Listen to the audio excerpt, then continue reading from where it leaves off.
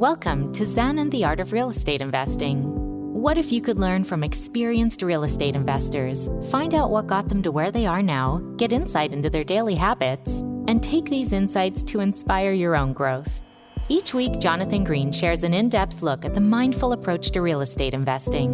Jonathan is a lifelong real estate investor, advisor, and coach, as well as the founder and team leader of Streamlined Properties. Whether you're looking to start from scratch, get to the next level, or just for a straightforward and honest approach to real estate investing, Jonathan seeks to provide a free mentorship program you can take with you anywhere.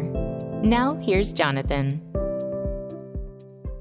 Get ready to talk real estate license, house flipping, sticking to your buy box, and a whole bunch of other things with my guest, Gabe Cole, who's going to talk to you about flipping in California, not the easiest feat, how he got started as a real estate agent, and how he learned the tricks of the trade along the way. Let's go.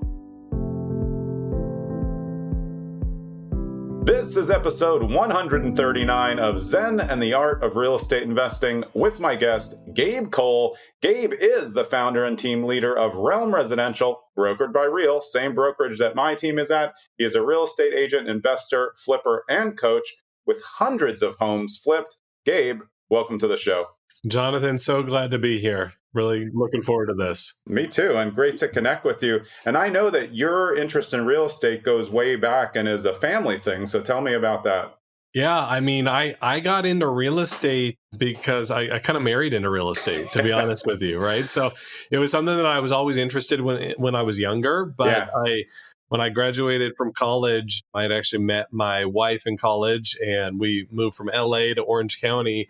And her father, so my future father-in-law at the time, had been a top producing agent in the market. And it was something that I really gravitated towards. And he kind of, I went to him, I'm like, hey, I'm really interested in this. I'm a hard worker. I'm a quick learner.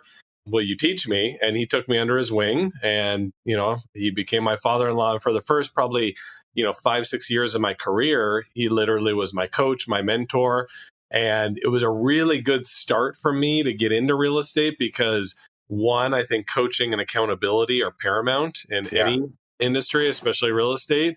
And to have someone that was not only showing you how to be successful and what to do, but also the ultimate accountability, because you don't want to let down your new father-in-law, right? So, there's an enhanced level, because I learned everything on investing from my dad, but I felt like I could screw around with it a little bit. He's not going to get in trouble. But you really have to show up, at least until you got married. Then you're like a little bit safer.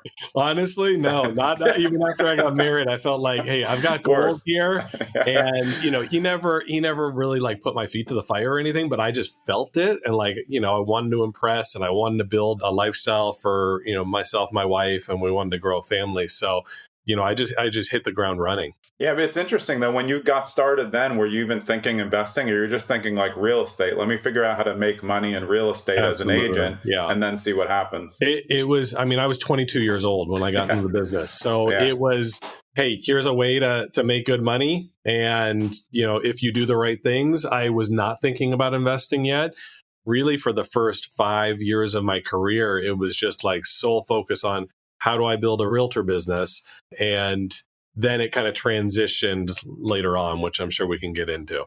Yeah, but for people out there who maybe have a license and really want to be an investor more, how much did you learn about investing by just working hard as an agent during those 5 years? Oh my gosh, so much. It's invaluable. If you have your license and you're learning the business, it's a great place to start the business, because so many of the skills you learn as an agent, like comping properties, figuring out value, all of that translates onto the investment side. So you actually have a big, I think, step ahead if you start as an agent and then enter into the investment space, because there's so many things that you can kind of see that you may not be aware of if you just jump right in as an investor. Yeah, I agree with that. And I've always said that I think that even the actual class to get your real estate license is way better for investors, because you learn all the weird stuff. You're learning about riparian rights and easements, stuff that your traditional agent who does no business is never going to know anything about. But you can really be a real asset to yourself later and to investors earlier. But I think this is a really good point because a lot of people will probably ask you as well as they ask me, should I get my real estate license? What's the point? This is the point. You're Right. in a learning phase where you can reach the tipping point. Even if you start part-time, you can still learn a lot if you participate. So you have a very, very big competitive advantage when you decide to invest. Is that what it felt like when you started to invest? You're like, well, I know so much. Absolutely.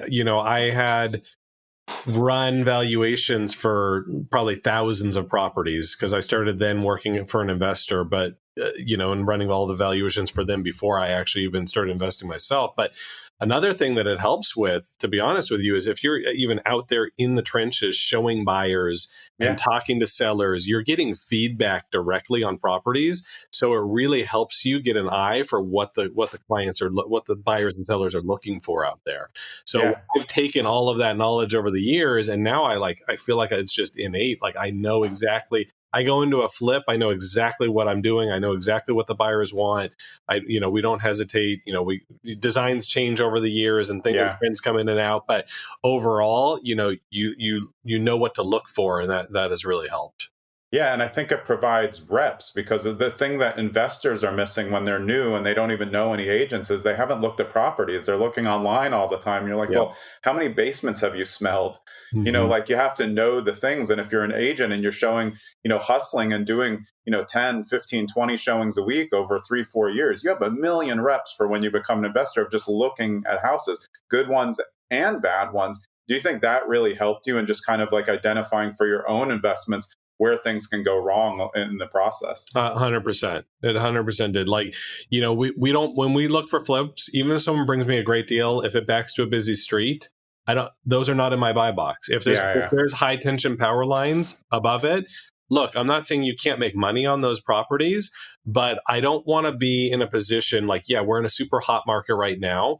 That can change. Interest rates, we saw it even, in the last year or two when interest rates shot up, the market paused. I don't want to be stuck holding any property that has any negative attributes to it. So that's why I don't buy busy corner streets or backing to a street or power lines or maybe even a busy school or busy intersection right next to the house. Like I stay away from those types of properties because they're the last to sell if things get, if the market starts to turn.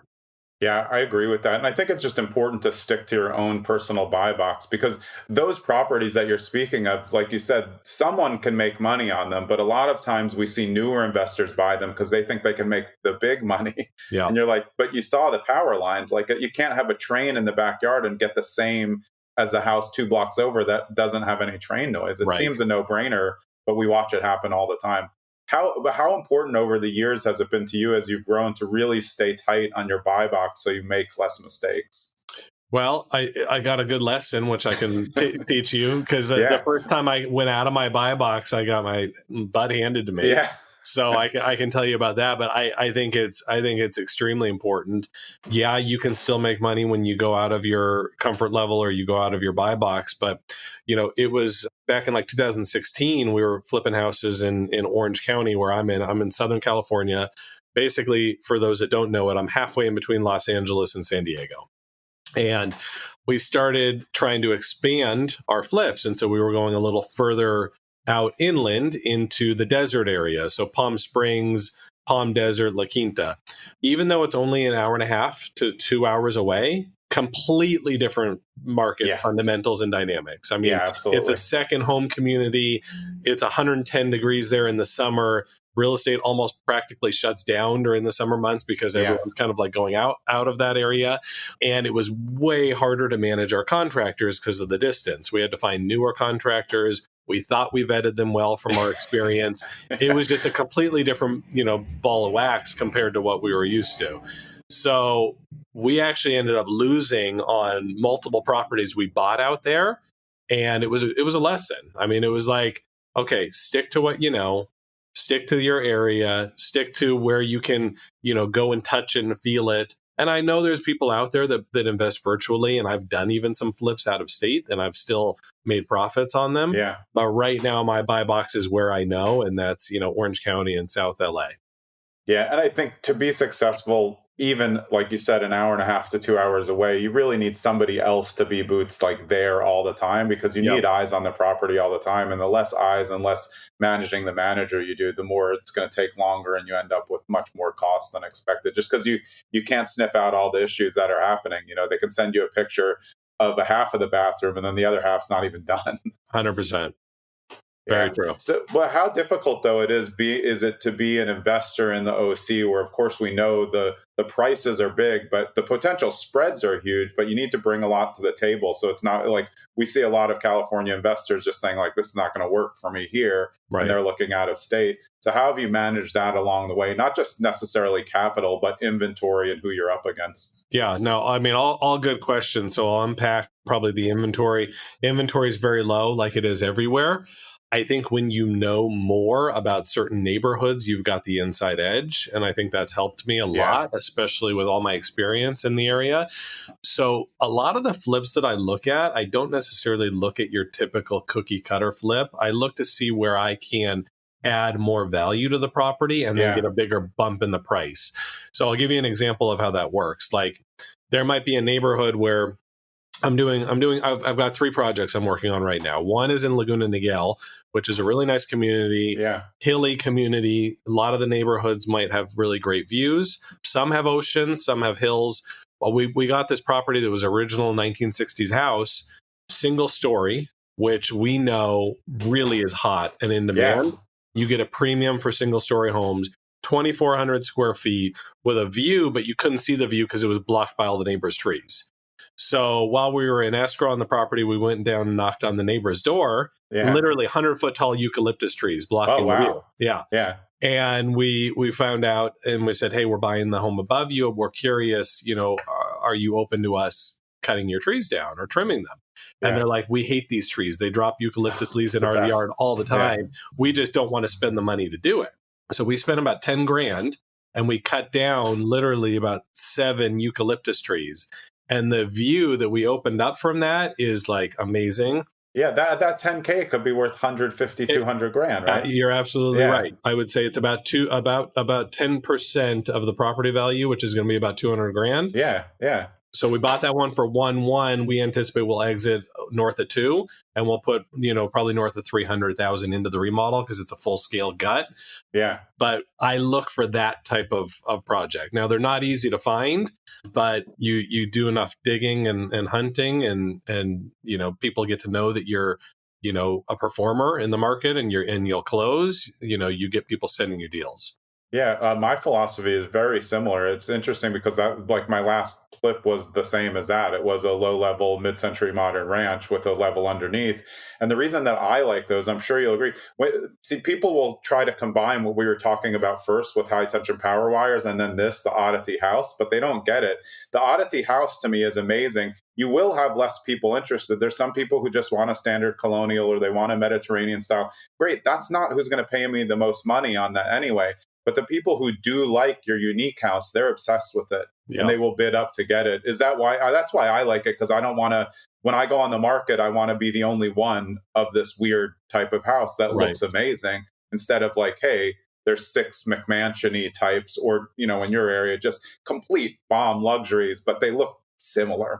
Same finishes, same layout. I agree with that. We've got a handful of communities in Orange County that are like mid-century communities, and there's not a lot of them. Yeah. But when properties like that, and if they've been tastefully remodeled, like to the time period, you're going to blow it if you go into one of those mid-century moderns and you put, like laminate flooring in it and, white counters and white cabinets. Like that's not the look that buyer is looking for. So that's why it's also important to know who your end buyer is when you're going into that property and designing the project or the flip to, towards that buyer. Yeah, I think that's important too. And again, it's okay to cut out a subset of buyers because you want your avatar to be really hopped up about it. That could be from layout or the way that you create. Like during the pandemic, we all learned like, hey, everybody's going to need a home office. So like you need to have a space for a home office or something that's convertible for that. Because if you don't, there's people still working from home. Somebody's going to need it.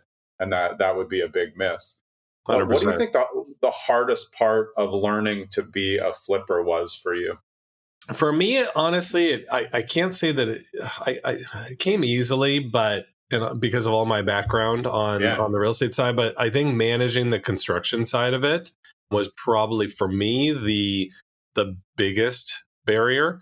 But I started small. I started when I first got started into flipping. It was like back in 2008-9. I started by flipping like entry level condos. And we would buy them at the trustee sale. So at the courthouse steps, I would get a good enough margin on them, and then I would just get in there and cosmetically, kitchen, it's bathroom, safe. space. You don't Easy. have to do anything because you can't do anything to the outside. So, Exactly. And it's all direct replacement, which is one other thing I was going to bring up on the type of houses that we like.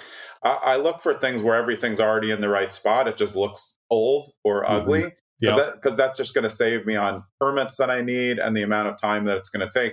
Condo's a great example of that. It's not like you're going to rework, the kitchen. You're going to just figure out how the kitchen can work better. Maybe remove a wall if you can. Yeah, no, that's always great when you can get it. On some of these bigger projects that we're doing more reconfiguration, which obviously takes more time. And so we always look at, ROI and IRR, right? Based off of what your timeline is for holding that property. So on this particular one that I was mentioning earlier, we took down an entire load-bearing wall that had a fireplace in it, and we were able to get this huge great room kitchen feel with bifold doors that open up to the view. Right. And nice. So we went through the full permitting process, engineering and plans and all of that in order to do that. I think that that's going to add at least a couple $100,000 onto our end purchase sales price. And so it's worth it. If we were going to do all that work and it was only going to add 40 grand, no, we would just remodel the kitchen, put all new finishes in and put it back on the market. So we'll always take into account like how much we can push value based off of, those things. But you were asking like barriers to entry, right? And so I started small, and then my projects gradually got larger and larger, and I started getting a track record, and it was easier for me to then go to people that know me, acquaintances, friends, clients, and basically start raising private capital to do this. Because to have a successful, I think, investment business, you're always going to have capital constraints, and unless you learn how to raise money from other people, you're literally going to be stuck doing one deal, every 6 months or one deal a year, right? Right. So that was very helpful. One, I had a track record. Two, they knew me with, from being in the business. At that time, I'd been in real estate for 10 years. So it was like, okay, Gabe knows what he's doing. Like he's not going to, just take my money and run, and he's not going to just fail on this project. Right. So that was helpful. Yeah, it's an important point for people to understand, because I think some people are trying to raise money before they have a track record, and that's just silly to me, because you're going to take friends and family's money, but you don't really know what you're doing, so you're risking their money instead of like getting just a small proof of concept, because then you can still go small with just like one person's money who's a little bit more involved. But I think that's smart, build up a couple on the smaller end. You build your snowball, and then you need more to create a bigger snowball so you can buy more. Was it ever uncomfortable for you trying to get other people's money? Because in the beginning, for some, it's hard. You had a lot of good contacts and you were in real estate, so that probably helped. It did but for help. Other people, how would you suggest breaking that bubble? Say they've done 3 flips and like they did well. They have metrics that show they know what they're doing. How do you get into that conversation? Yeah, no, I think that's a great question. And for me, and I've heard other people actually say this as well, you don't ever want to go to people and feel like you're asking for money, right? Yeah, you have an opportunity, right? And if you have trust with the person and they know you and you know them, it's hard to just find, you're not going to just find someone, right? You got to start with someone with a relationship. So there's a pre-existing relationship. You go to them with an opportunity. Hey, Jonathan, I've got this property that we've bought under market value. Here's the business plan for it. Here is what we're going to be putting into it. Here's what we're looking for as far as investors. Has an opportunity to earn X return on this deal, and then we can get into more complicated things, but there's debt side and there's equity side. Yeah. But really it's going to that investor with an opportunity. Hey, do you want to earn 12% on your money? Well, this is in play for 6 months while we flip this property. And people love real estate. And if they're too busy, if it's a doctor or a lawyer or a busy professional that doesn't have time to do the actual work or, execute on the business plan, then they'd probably like to watch from the sidelines and see their money grow at the same time. Yeah, and I think building a track record and then being open about it, a lot of times people will come to you, hey, I really liked what you did there. If you're ever doing another one, and then you're not even pitching, you're just like, actually, now that you've said that, I'm about to launch 123 Main Street over here. If you're interested, I'll send you the prospectus. So because you've raised the level of interest by being open about what you're doing, it allows people to come in and make it less of a sales thing, like you said, Right. because then everybody, maybe you make the pitch to the wrong person at the wrong time, and now they're like, oh, I think he was trying to pitch me, and that could get around as well. Yeah.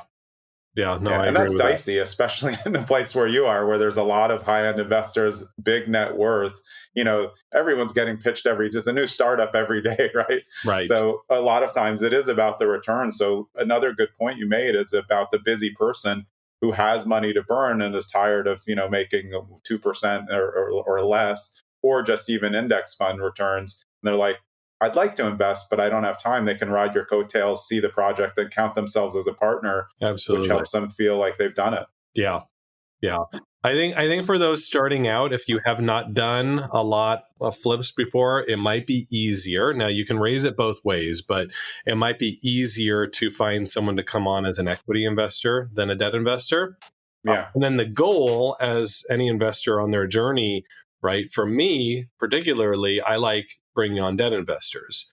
I bring a ton of value to the table with, the projects that we bring on, the projects that we source, and then, we take everything from acquisition to the remodel through the disposition process.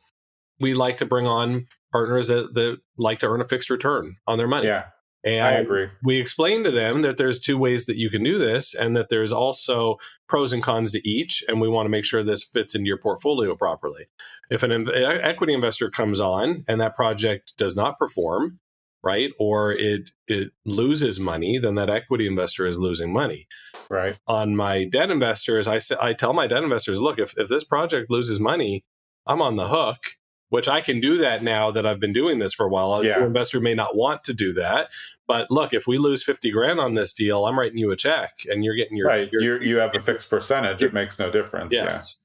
Yeah. So I think it's important on educating the investor on the different types of structures that you can do, and then finding the right fit for the investors and the right fit for your business. Yeah, I like debt investors as well. I just think it's a smarter way. They're more silent partners, whereas the other way, when they're equity, sometimes they want to have a little more say. And you're like, wait, no. Right. I'm the brains. You've never done this. I know you want to make more, but we don't want to make a yellow wall. That's not a good idea. How do you do it on your, if you take any of your long-term assets or holds or Airbnbs, do you bring on debt or equity? I've almost never used any partnerships in my life. I was fortunate enough where my dad had set up a really good system for me, and I've been using the same system where I'll build asset-based lines of credit for myself so I don't have to go out and take other people's. I had a couple partnership ones that went sour on flips, and it made me scared. My last one was a partnership. We did great, but I'm a little bit of a control freak. So even if I did it, I would be much more interested in the debt side. The deals that I've done have just been 50-50 splits together, doing the whole project together, hands-on. And usually the other side, I can't be a day-to-day person. I'll fire everyone. I just can't. I see a speck on the wall. I'm like, I know myself better than to be on site, because that'd be dumb. Then we have to get a contractor who's not even as good as the contractor I don't like, and lose the project. But debt would be the way that I go. I feel like it's a safer portal and a more silent partner, which suits my personality better. Yeah. But I think you explained it well. There are good opportunities there. And I think for someone who's younger, who has skills, and they're working with a parent, an equity thing is better. Maybe they're kind of in on it together. But if you have someone who's busy, they don't really want to participate, and they'd like to get a better return, that's a great option. They're going to make more money than they're making in the bank, or trying to day trade in 1 hour of free time a week. Exactly. Yeah. Hey, it's Jonathan. This is a brief interlude from the episode so I can talk to you about the fact that my real estate team, the on-market version, we just changed brokerages. So now we're at Real, which is Real Broker, LLC, and it is a progressive brokerage. We're super excited to be there. And one thing about what we do is we are an on-market, investor-friendly real estate team. So you're probably here because you're interested in real estate investing or you're an experienced real estate investor. We work with hundreds of real estate investors because we are focused on understanding investor dynamics. 99% of real estate agents don't understand what investors are looking for. We do. It's my background, and I bring it to my team every single day. So if you are looking for investor assistance in the state of New Jersey, we have you covered. Parts of New York, good. A little bit of a part of Nevada, all good. Also, if you don't know an investor-friendly agent in your area and you need help, just reach out to us. We will connect you. We have investor-friendly friends who are agents all over the country. Let's get back to the show. So how many is the most flips that you've had going at a time, and what are the problems that come with that? Yeah, so we can talk about the construction side. Right now I've got 3 going. I've probably never had more than maybe 5 going at once. It's really important to have a system and a process. And even I'm always looking to grow and improve my business. And even recently, we fired one contractor, we brought on another contractor, and we thought we vetted him well, and we're having problems with that contractor too. Yeah. So in construction, I think it's very easy for flippers because margins could be tight. I think it's very common for, hey, who can I find to do this for the cheapest? And I think that is the biggest mistake you can make, and I've made it. So I'm sharing that with you. Like I've hired the cheapest bid on the paint job, and the paint job looks like crap. And then you've got to redo parts of it or redo it, right? You know, the countertop guy, right? Like the seams are terrible, right? Like you get what you pay for. That's a good, with what we're going through in the real estate industry and all the, things swirling about this potential commission thing. I've always said discount prices equal discount services. It's across the business in every single thing. If you have to get a root canal, are you going to get the best deal? I don't want the best deal for root. I'll pay whatever it takes to get the best person to do it. And I don't know why we can't remember that, because I've done it too. Like, that deal sounds too good to be true to do a bathroom. And then you're like, that's the tiling? Right. Really, you get what you pay for, especially in construction. And honestly, sometimes you pay too much and they're terrible too. It's a very, very tough business. That's why the management aspect, like you say, staying organized and on top of it. I wonder if you'd agree with this. I always describe my list of contractors and subs as like a sports depth chart. Mm-hmm. I always have, first string, second string, third string. And then you got some people like in the minor leagues, like maybe if I need someone, because you're going to go through that list, or someone's going to get hurt on a job and you're going to need somebody else. Yeah. Have you started to work with that too as well? And sometimes if you have 5, what can you do? For sure. Like I'll give you painter, for example. I've got my higher end painter that does a really good job and does, really great finish on all the casings and doors and woodwork. And then you've got your kind of mow and blow guy. And if you do take on a lower price point project where you have to, keep your budget on track, then you bring in your lower end guy for that. And, on my $2 million one, I use my high end guy, right? So one of the things that I'm doing right now that's helping me on the construction management, it's really my first project that I'm working with them, but I'm basically working with I would call them a higher end design build construction company, where they're helping with all of the selections. Their designer is putting everything together in a book for me, a PDF to review with all of the selections. Everything gets managed by them. And then we're having like weekly Zoom meetings going over everything. I still come in and peek in on the job and make sure everything's going well. They're more expensive than other ways that I've done it, but they're taking an insane amount of time that I've had to manage my contractors. They're taking that away from me. And so that's super valuable. So you need to look at it as you're growing and trying to scale your business and getting better at this. Like, hey, if I could have this company, and even if it does cost me X thousand more per deal, if it frees up this much time for me to go do more stuff, do more projects, find more, build more relationships, network more, then that money is well worth it. Because I can pick the cheaper guy and I'm on the job site every day being like, what happened here? What happened there? And I'll micromanage also when I walk onto a job site. like you, but I'm not as bad as you, because I can still come on the job site and not fire everyone. Yeah, I But, can't. I really can't. There's a lot of, I think, value to gain from there if you can free up your time and have a construction arm to your business that's running and operating without you having like all of your fingers in it. So I think that's pretty important.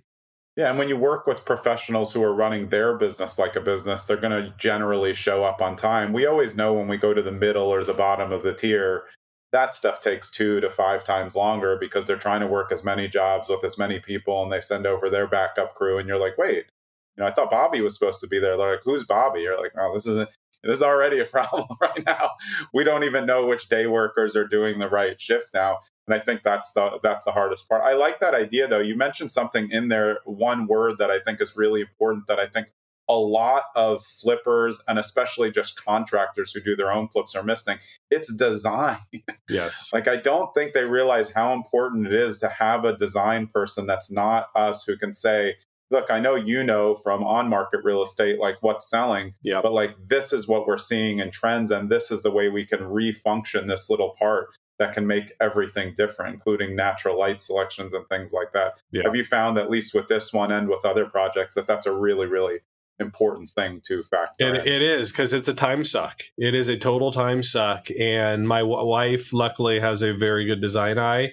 And so she's been instrumental where I work with her on my flips and she selects stuff, but we'll still look at stuff together.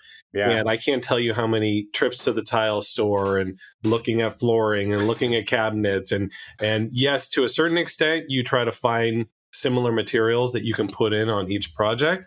But with the ones that I'm doing, especially when you get into higher end, you do need some unique design features. So if I was just flipping, $300,000, $400,000 homes and they were all kind of cookie cutter, I would probably have 3 different packages that I put in every one, but ours are a little bit more unique and custom. So given all of the time that we're getting back from not having to go make those selections, even down to the lighting fixtures and the vanities, this company has them all selected for us. We approve them, and then they go out and they order them. And we just pay them the invoice. So it's an insane amount of time back when you're working with a company like that. Yeah, I mean, when you talk about real estate investing, what we're all after, a lot of people think they're after money, but in the end, it's really after getting our time back. Yeah. I mean, isn't that part of the journey for you? Of course, you're running on market like me and you're doing flips, but it's like, how much time can you spend with your family? Right. That's the goal. Right. Exactly. And I spend way more time with my family now than I did earlier on in my career. Right. Yeah. Like as your traditional agent, I mean, I was, back in 06, 05, I was selling 36 homes a year and doing like 20 million in volume. Like that was a lot for back then. And I was working every weekend. I was doing open houses. I was doing showings. Yeah. I would try to take a Friday off, but I would work every Saturday and Sunday because that was my busiest time. Yeah. And then I had my daughter, and things change when you've got kids. Like I wanted to be there for my son's soccer games, and literally I made it a point. Like, if my son has a club soccer game, I'm going to be there. Like, and that led me to want to get more leverage and build a team and have agents that could help me. But I've gotten my point in the business now where I don't work on the weekends unless I want to. Yeah. Most all weekends I do take off unless I have a client that I do need to help. But, we're pretty much doing everything Monday through Friday. Yeah, I mean, that's the chasing of the time freedom, and you can do it in all aspects of real estate. It's just, I think that people get caught up in like the kind of funnel. A lot of people will look at investing as like, oh, well, that's going to be great. It's going to be passive income. They don't realize, like, when you're an investor, you're just signing up for another 9 to 5. Right. I'm sure you saw that early on. You're like, oh, this will be cool. Flip, make 200 grand. And then you're there every day and you're trying to do your on market business, just like someone who has a 9 to 5. That's not really sustainable. Yeah. No one's going to get into flipping thinking that it's going to be a passive investment. Going into that, it's going to be a job, right? You can build a business out of it. You can get strategic and you can get leverage, but you are definitely going to be actively involved in it. I think that, wholesaling is probably more scalable if you want to have, a bunch of salespeople working for you and being on the phones and closing those deals and then assigning them. That's probably more scalable than flipping. But for me, I mean, you got to look at if you're getting into real estate investing, what I've seen out there, there's so many shiny objects. There's so many different things you can chase. You need to find like what resonates well with you. Right. So for me, like I looked into wholesaling and even virtual wholesaling. I didn't want to have this enormous like sales team and have this huge 50, 80 grand a month marketing budget where you're pumping out there and really just like creating this machine that might have a very high revenue, but you've also got a lot of expenses.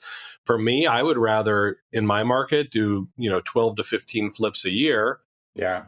On average, we make over 100K net profit, even after paying off investors, commissions, closing costs. I would rather have a smaller operation do that and then allow me to do other things as well. Yeah. I'm similar on that. I mean, right now I'm not even sniffing it if I'm not making 100 grand. It just doesn't, it's a too much time that I would have to spend or pay for management to make it worth it. So right now in my market, it's really just not available to make that. You have to be in the higher price points, but I have traditional home buyers bidding on, what used to be renovation properties for me. Is that happening for you? Like we have so much desperation here that absolute dumps.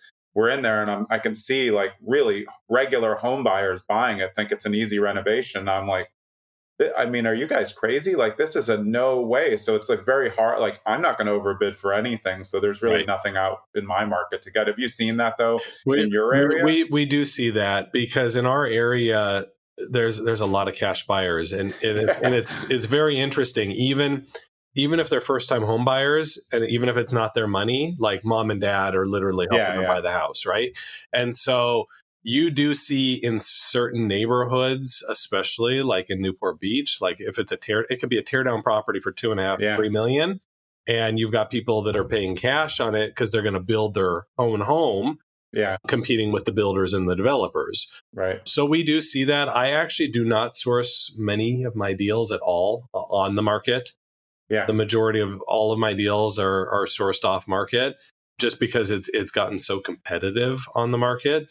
Unless you have some sort of inside information or, the agent calls you up like, hey, this guy didn't perform. My seller is desperate. They're willing to cut the price another 100 grand. Like, that type of scenario if it's on market. But just going out there, I don't spend a lot of my time going out there and bidding on the listings that are on the market because it's a big time suck. Yeah, I mean, I agree. It used to be easier for me to find on market, and now there's just too many hens in the hen house, and that's never a great strategy for me. Direct to seller is always the best, or referral, or like you said, somebody who already knows you. They're like, hey, we have some overage here. Are you interested in this? And you already know that the numbers are pretty good there. Right. Are your deals coming from reputation or from clients, friends, or do you work with any wholesalers? Wholesaling is like not that popular in LA, at least not in the great way that it is in a lot of other areas where it's like a real machine. Yeah. So I'm on the wholesalers list. It's very rare that I ever look at a deal from a wholesaler and find enough value in it because I get it. The wholesalers want to make as much money as they can as well. And there's people that will bid up a project, right? If they'll take a much thinner margin than I have bought some properties in the past from wholesalers, but I've found typically like the larger wholesalers or the companies that have like, a lot of reps, they usually have such thin margins on those deals. They kind of target more of the newer investors, the ones that are just getting in, and then they've got a lot of turnover, maybe not like a lot of repeat business because the guy didn't make any money on that flip. Yeah, exactly. So I don't work as much with wholesalers. I do like to build my agent relationships, and I work direct to seller. So we've got a couple of different marketing campaigns that we have that go out direct to seller. Some like Google PPC campaigns that we run. Some pay-per lead companies that we've ended up getting some decent deals from, but that's all online lead generation. And then I've worked a couple of different avenues with agents. Like I have a social media campaign that goes out there that I let not only my followers know, but I also put ads behind it, and it's directly to agents. And I let agents know like, hey, I'm an agent too. I know the business, but when you bring me a deal, you get to represent me. So that has had some traction where I've got agents that will reach out to me. They'll say, hey, Gabe, I know I've seen you in the business. Like, I've got this deal. You want to take a look at it? And then it's more inbound. So you've got people agents out there that are obviously looking to earn a commission, and they're bringing you their off-market fixers. So my goal is to build that up more, and like to talk to you more about your meetups, because I think I'd like to do an educational component to teach agents that don't know about investing how to invest, and then kind of be that more go-to person to get those off-market fixers when the agent comes across them. Yeah, and like for you, like the same as me, we run teams. We're at a progressive brokerage. It provides a kind of recruiting backdrop without saying like what the normal cloud brokerage thing is. We're like, hey, you're gonna get into a downline and all that. It's like, no, I'm gonna teach you how to invest. That's like my thing. I want all of my team members and agents to be investors. Yeah, because why else do you have your real estate license? I know you like real estate, but nobody's like really wants to just be a salesperson forever. It's real estate that's the vehicle. So if we can help them, figure out how to get into investing, but you're in such a high price point market. How do you tell a brand new agent like, hey, let's get you scaled up? Because there are ways, but it's more learning the systems and how to do it. And then they can decide where, right? Yeah. So I think that's very valid, right? And in Southern California, we don't have the same opportunity that maybe people have throughout the other parts of the country, where you can like work your way up a little bit and then go buy a rental, right? Like if I wanted to go buy a single family rental here in Orange County, it's $900 to $1 million, and I'd be probably negative $2,500 a month of cash flow, right? Right, exactly. Unless I'm going to put 60% down. So really for agents that are wanting to get into it, like if they learn about the investing, they can start doing some flips with investors. They can bring deals to investors. They can say, hey, once they build a relationship with that investor, they can say, hey, I've brought you this deal. I've got a little bit of money saved up. I would like to participate. I'm bringing you the deal. I'm going to sell the deal. So I'll get a commission on the in, commission on the out, but I'd really like a little piece of the equity because I want to get more involved and I want to learn. And if you're bringing deals to a good investor, and I would be open to that. If they wanted to put some money into the deal and participate to a certain extent, we would have to work out the details. But really, I think that would be a good way to get started. Then you're building your resume because you're involved in that flip project and you're learning how that goes. And then, maybe you can then go on the next one. You found that deal, and maybe you can go to a client, or you go to an investor that may want to invest in your deal. And then you can raise money from that, because now you start to build a track record. So that's, I think, one of the things on the flip side. If they don't want to get into flipping, I can definitely teach them down the road of, whether it's short-term rentals or buying, somewhere out of state, just getting into the ownership of assets. Because like you said, no one wants to be 80 years old doing open houses and door knocking to try to find their next deal, right? Yeah. I think it's the dialogues too. I mean, I can tell if someone really knows, if they're just spraying a bunch of acronyms at me. I know they've just been on Bigger Pockets too long. They don't really know what they're talking about. It's just like that. I mean, do you even know what all of those things stand for? So it's really about getting the reps, not just on looking at homes, but in dialogues and talking to investors and understanding not just what the acronym means, but why that's important to them. Because over time you can get a lot of knowledge from podcasts, books, forums, but until you put it in play in the real world, you really have no idea what you're doing. It's like when you go to you get your license, you're getting the real estate class, you learn all these things, and then you realize 95% of that stuff's never going to come up. Correct.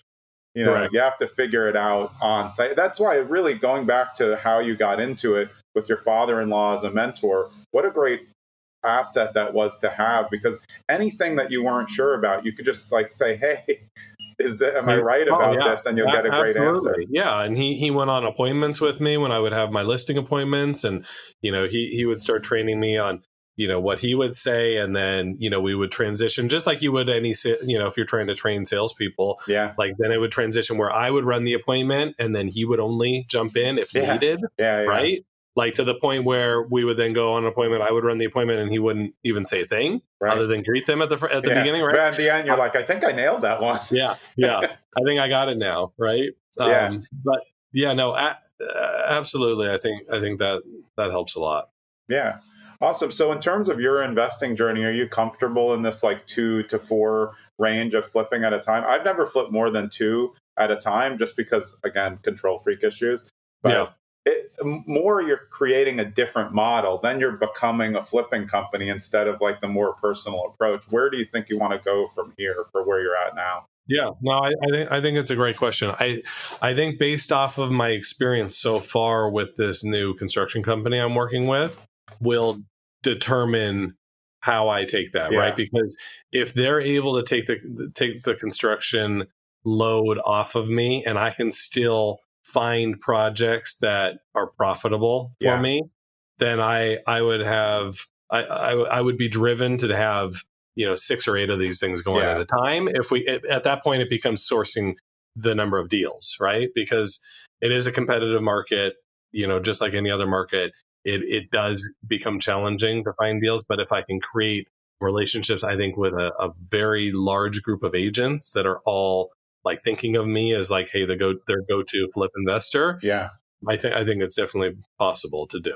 Yeah, that makes a lot of sense. I mean, I think that that's all about partnerships as well. You find the right partner, now you're like, wow, I don't have to do all this stuff. Then maybe you weren't thinking of going to 6 or 8, but now when you have this asset and the cost differential makes sense, now you say, well, I'm good. I have all this time to do the other stuff. I can deal source and figure this out. That makes sense. It doesn't have to be one or the other. So it's a good tester that I think you're doing on this, because it's taking a lot of time that you can have back to do other things. Right. Which is ultimately buying more long-term assets as well. Yeah. And you and I were chatting about that earlier too, because flipping is great. The cash infusions of flipping is phenomenal, but you're making a really great income, but you're not building wealth over time. Yeah. And so I think that whether you're wholesaling or flipping, I think there needs to be a component of both, meaning long-term and short-term. So you've got the cash flow that you're running your lifestyle and your business off of, but then you need to spin off some of that income into long-term assets. And you're going to want to do that no matter what once you get to a certain level, because you're going to want to take advantage of depreciation. And if you're going to do a short-term rental business or something like that alongside your flipping business, it makes sense because of the cost segregation you can do. And you can obviously, it's all about what you keep, not what you make, right? Yeah, exactly. That's another great point. I think flipping is fun, but and I think some people just look, oh, well, long-term assets, those are boring. I mean, boring is what makes money. Right. That's just the way it is. And real estate is always a long-term gain. So the reason why a lot of people flip are to create stacks so you can get those long-term properties and to, help yourself buy other properties as well. 100%. So I know you've talked about before, like, lessons learned, and for your listeners, right? Like for anyone out there that's flipping, right? I wish I would have held more properties. And you talk to a lot of flippers, and this is probably a very similar statement, but you, as a flipper, you're making a lot of money per deal, but you wished you would have held on to maybe, let's say, 1 out of every 4 or whatever it is, right? Yeah. And so I think that it's important to really look at that. And I'm looking at that now where, okay, I really do want to add to my portfolio and own more assets long term. And you can't just always be on the treadmill, whether there's an agent treadmill, and there's an investor treadmill too. Like you're flipping, you're still on a treadmill unless you're building up some sort of long-term wealth. So I think you need to be very cognizant about that and keep an eye on that. And it's great to get these big 50, 80, 100K deals under your belt. But if you're not taking a percentage of that and putting it into an asset long-term that can grow and multiply over the years, I think it's a big mistake. So that's one of my goals moving forward, is buying and holding a lot more than we have been. Yeah, and 1 in 4, I think, is the perfect amount, because then it's like you've built enough of a snowball that you can use those 3 wins to acquire a property and still do another flip. Like, I mean, that's the whole point. If you're good at it, keep doing it. But lock down some assets. Awesome, man. I'm really excited that I got you on this show. Is the best place for people to get in touch with you, one, on Instagram at Gabe Cole Real Estate, and then at your website, which I know it's Realm. Yeah, realmoc.com, right? That's it. Yeah. Yep. Those are good. Yeah. Awesome, man. Well, I really appreciate getting the time with you today. I'm glad we got connected. I'm sure we're going to be speaking shortly about the stuff that we spoke about before we got on the podcast. Absolutely. I'd love to, Jonathan. Anytime. It was great talking with you, and I look forward to future collaboration. Yeah, me too. All right, awesome. That was Gabe Cole of Realm, brokered by Real, same brokerage as me. I'm Jonathan Green, and we will see you next episode. Wait! You have reached the end of the show. This is the part where you're going to get ready to check out, but I've actually changed this part. For over 120 episodes, you heard the same thing. Well, now I've changed it. I've thought about doing intros to the next episode, but I'm going to hold off on that for now. These are my pitches at the end. I've got nothing to sell you at all, but I do want to remind you that it really would help us if you support the podcast in the right way. All that means is subscribing to the podcast so you get it on Monday and Thursday, writing us a 5-star review if you believe that we deserve a 5-star review, sharing it with your friends, and being a participant in the Zen and the Art of Real Estate Investing community. Soon there's going to be a new website launched. Maybe when you're listening to this, it's already going to be out there. That's where we're going to have collaboration. You're going to be able to see a lot from the guest. It is coming soon, and I just want to tell you, from me to you, I don't know how I got here, over 100 episodes. I'm so appreciative of you listening to the podcast and especially sticking around to hear this part. We'll see you next episode.